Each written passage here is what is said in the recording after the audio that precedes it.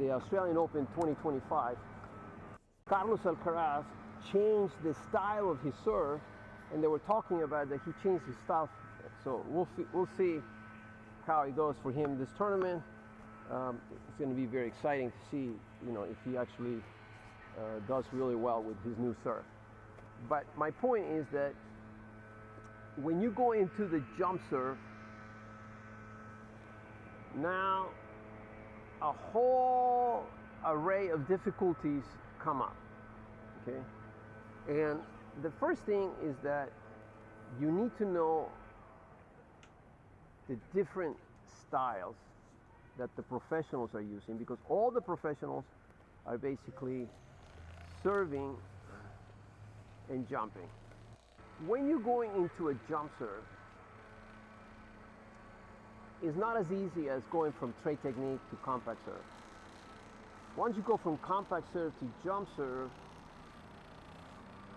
you have to follow already, there are about 13 or 14 different styles that I have found from Grand Slam winners. I'm talking about like Pete Sampras, Michael Chen, Roger Federer, Andre Agassi, right? Rafael Nadal, Djokovic, Serena Williams, Venus Williams, all these players, Steffi Graf, right? Jennifer Capriati, Justine Henin-Ardenne, I mean, you name it. All these pros that have won Grand Slams, they have won Grand Slams using a jump serve. So, when the jump serve comes in,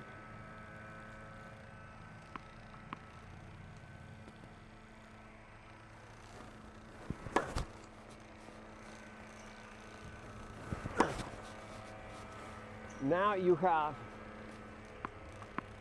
to deal with different questions. Question number one, what do you like to do with your feet? Do you like to leave the feet open, like Pete Sampras, and later on, after him, Novak Djokovic? Remember, Pete Sampras won 14 Grand Slams using the feet apart style. Novak Djokovic has 24 Grand Slams with the feet apart. Okay, so feet apart, and of course Roger Federer also uses the feet apart. So feet apart is one style. The other style is feet together. Okay, now a lot of players have won with the feet together as well. Okay, today Alcaraz uses the feet together, and Yannick Sinner uses the feet together. Gustavo Kuerten used the feet together. Ivan Lendl, I mean, there's a lot of them, right? So you come up to the serving position, you do the same ritual, and then you ask yourself, okay, what do I feel comfortable? Do I feel comfortable keeping my legs open? Or do I feel comfortable bringing my feet together and then jumping?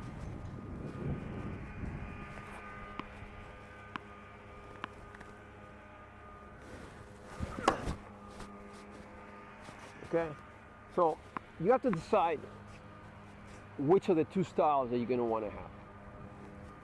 Then you have another question, which is how are you going to move the arms? Because the professionals in the jump serve, they use different arm motions. Probably one of the most common one is down together, up together. Steffi Graf used to have that down together, up together. Or you can have, let's say, left arm up first, and then right arm. Okay, like Serena Williams. Okay. Left first, right second. Or like Pete Sampras. Left first, right second. So you have to decide whether you're going to do down, up, or left, right. Okay. All right, so let me try a couple of those. This is the Steffi Graf. Okay.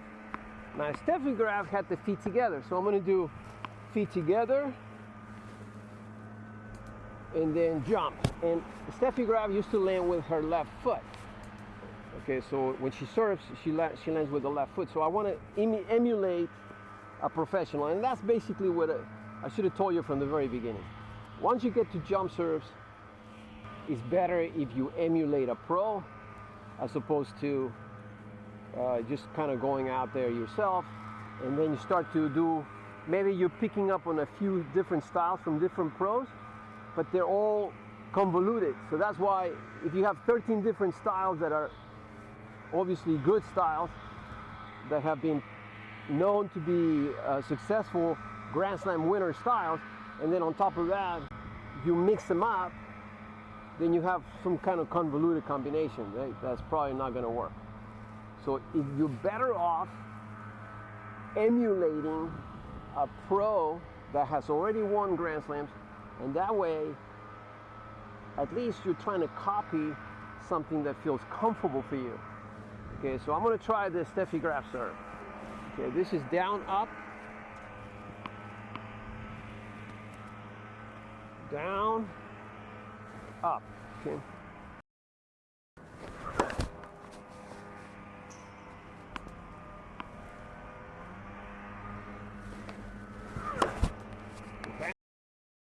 Another thing you have to consider is how high the toss.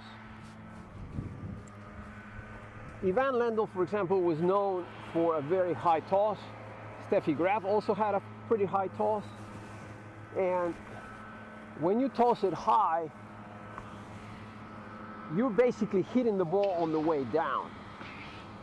You're jumping to the ball, but the ball's coming down. Right? So,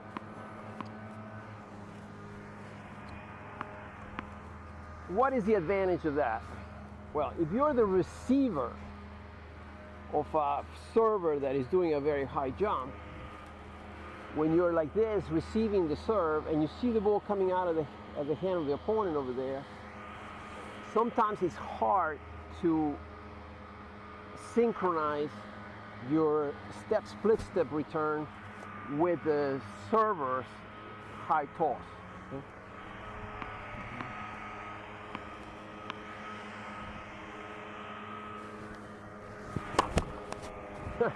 Try and do an Ivan Lendl here.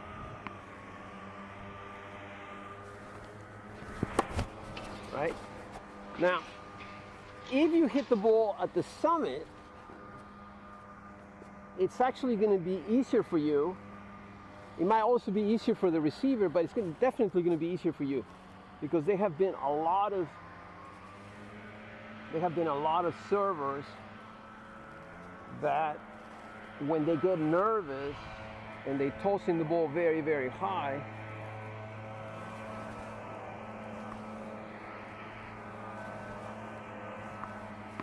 then they start getting out of rhythm. The most famous situation was when Jana Novotná was actually playing in the finals against Steffi Graf, and then she lost by doing a bunch of double faults. Okay?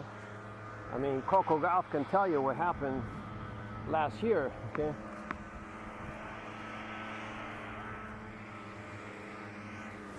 So, if you toss the ball high, you have that problem. Okay?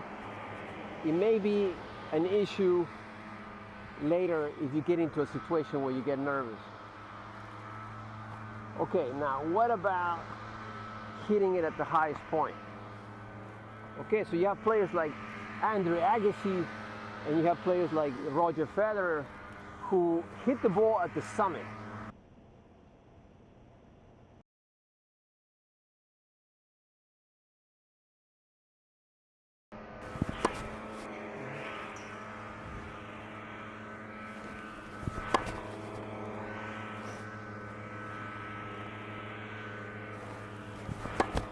Right? So when you hit the ball at the summit, like I said, it's a little bit easier for you as a server because you're waiting for the ball to get to the highest point and then boom.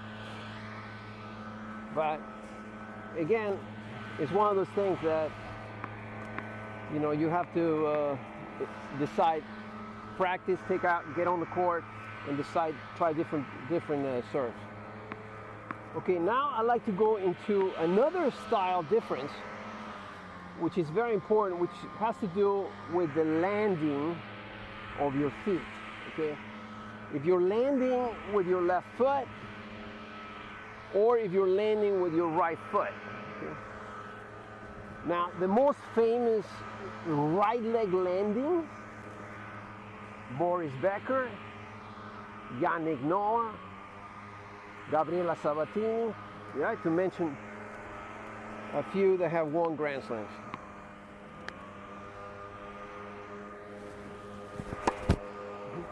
Landing with the right leg.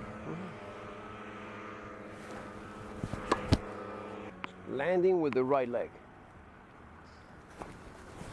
Now, I can also combine, so if Boris Becker keeps the feet apart and then lands with the right leg, and Yannick Noah brings the feet together and then lands with the right leg, two different styles, right?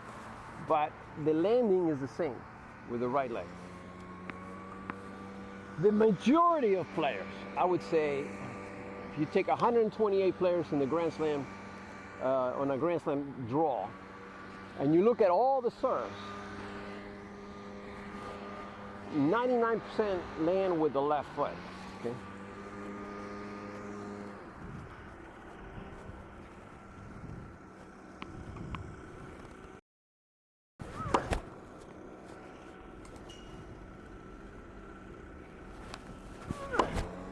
So now I'm landing with my left foot.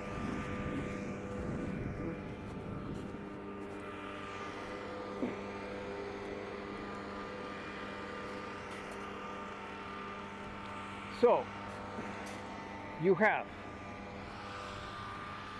different styles of the legs,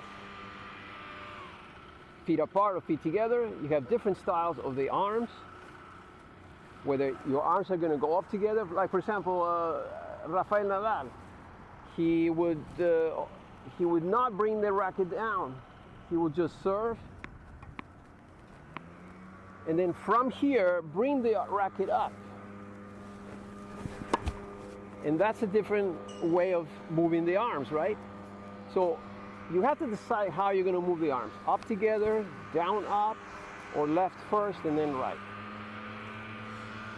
Then you have the issue of the toss, right? How high the toss is going to be. Are you going to do a high toss or are you going to do a summit toss? There have been players that hit the ball on the rise. Okay, probably the most famous is Roscoe Tanner. He hit the ball when the ball was going up. Okay, now that's not an easy serve to do. I'm going to try it.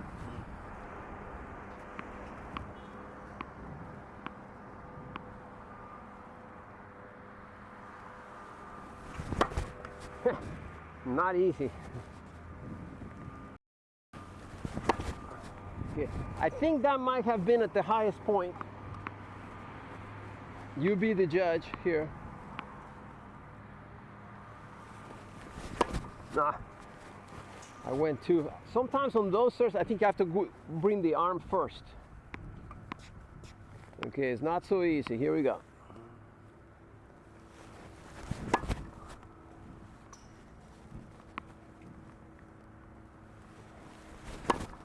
Right? So I'm tossing it and then I'm going to hit it on the way up. Maybe a combination of that on the way up and at the highest point was Goran Ivanisevic. He had a fantastic serve. Again, difficult to adjust. Again, remember when he was in the finals of Wimbledon against Patrick Rafter, that he won the match, but that match almost slipped out of his hands. You know?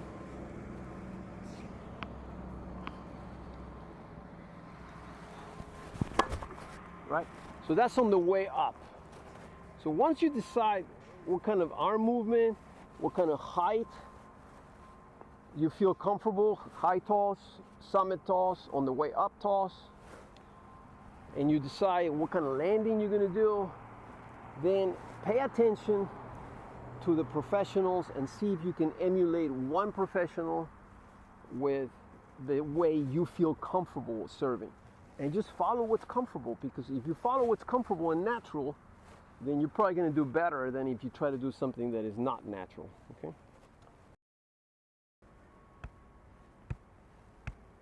Can you change the styles? Yes. Just don't change them every single day. I mean, do one style, do one style for a month or two, work on it, play some matches with that style, see how it goes. If you think your serve is breaking down, before you start worrying about technique, make sure that you get the right style, and then that might help you also improve. Okay, so now you're gonna say, Coach, you didn't mention anything about the grips. Okay. So, I mean, as you know, I'm the inventor of the grip lock. I would like you to play with grip lock, and I would like you to hold the racket all the way down with the heel outside and the pinky finger inside. So if you serve and there is a locking sensation with the grip lock, the racket is not going to come out of your hand, and you're going to have a nice, relaxed pitching motion without having to choke so much on the racket. Choking on the racket and putting a lot of strength on the racket here induces a lot of net shots. Okay, if you're more relaxed with the grip lock. But even if you're not using the grip lock, I still would like you to hold the racket with the heel outside, pinky inside. Make sure that your thumb goes around the fingers and this finger is slightly separated from the other three. So that should be your serve. Okay, now, yes, okay, you want to turn the grip. So if this is my grip for a flat bouncing, okay, the ball is not really spinning that much, and I use this grip for the tray technique, I'm gonna end up with a flat tray. If I want to do a flat contact and then turn it with my wrist, I'm gonna make the ball spin to the right, which the English call it slice, right? So you can do that. You can do your tray technique, your tray kind of serve grip, and then turn it. And when you turn it, you're making the ball slice. Okay? Now, more comfortable than that would be that you turn the grip to the left side a little bit. So now it's a little bit slanted. So now I can actually turn my wrist this way to hit it and then curve it.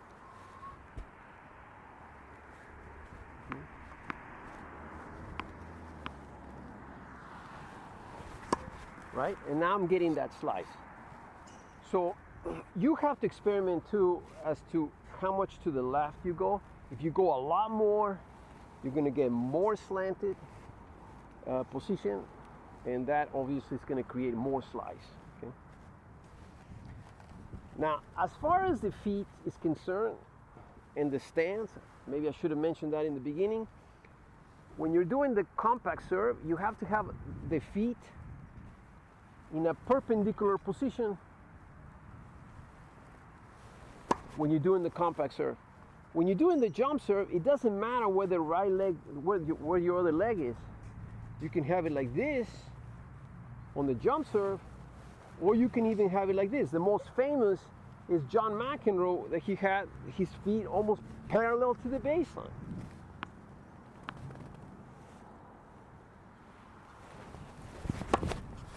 Yeah? No, Johnny Mac served. He won 7 Grand Slams, man. The guy, he could serve. Not to mention how many he won in doubles, right? But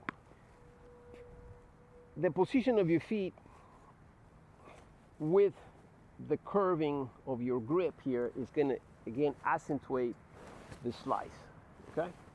All right, so now you're going to say, well, Coach, I saw one time an amazing match, Stefan Edberg versus Boris Becker in the finals of Wimbledon. And Stefan Edberg, man, this guy could kick the serve. Kick meaning the ball will kick. It will hit the ground and kick. Okay, so the topspin serve is accomplished by you turning the grip to the left side a little bit more and tossing the ball more behind you. So if I toss it behind me and then I try to go upwards like this, right? If I'm taking my hat off, Now I'm getting that top spin effect, right? I'm getting that top spin effect. So you combine the top spin effect with your fancy footwork and jump, and then you have a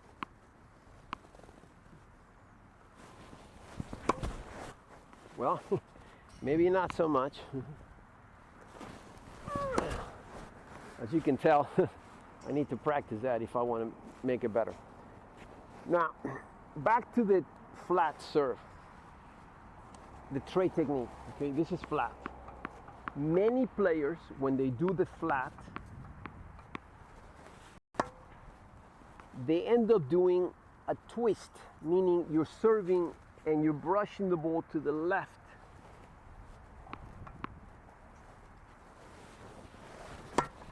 If you brush the ball to the left, it's called a twist. It's a great, it's a great spin to have once in a while, right? It's not very effective because the ball travels pretty much in a straight line as opposed to curving over the net and inside the box. So it's not very secure. That's why the pros don't use the twist that much. But if you have the twist as one of your tools and you already develop your arm, then practice it. It's going to be a good thing to have once in a while. If you're a junior and your arm is not fully developed yet, stay away from the twist because the twist can actually mess up your elbow if you're doing this turning like that. Okay. Plus, you can't do the slice if you're doing the twist. So I'd rather you have the slice than the twist. So you have a top spin serve, you have a slice serve, then you have a twist serve. So now, if you go to the YouTube channels to watch some of these fast serves and you see Taylor Fritz, 147 miles per hour, and you see all these amazing serves that have happened, that are 140. I think this new guy, Shelton, is also kicking 143 miles per hour. So when you have those serves, they are actually flat serves. It became known as the cannonball because one of the fathers of American tennis, Mr. Bill Tilden, was the one that he would use the flat serve. So the flat serve is a 12 o'clock hit. You're not going to brush the ball, okay? You're just going to go up and you're going to smack it down at the 12 o'clock position.